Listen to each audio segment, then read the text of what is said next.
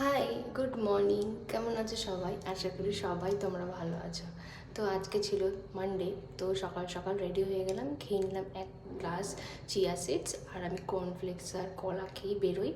তারপরে টোটো করে নিলাম, তারপরে বাস করে নিলাম, বাস করে চলে গেলাম অফিসের উদ্দেশ্যে। হ্যাঁ, তো অফিসে গিয়ে একটু চা খেলাম, বিস্কিট খেলাম, দিয়ে কাজটা স্টার্ট করলাম।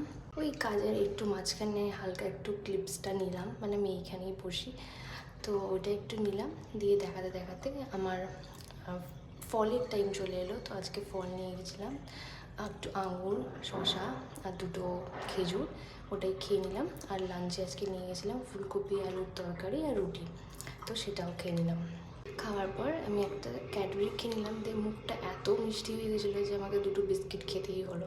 তারপরে আজকে খেয়ে নিলাম ফুচকা, বিকজ আমার কিচ্ছু খেতে ইচ্ছা করছিলো না, তো মুখটা খুব মিষ্টি মিষ্টি লাগছিলো, তো একটু টক খেতে ইচ্ছা করছিলো, তো দুজন মিলে ফুচকা খেয়ে নিলাম আজকে।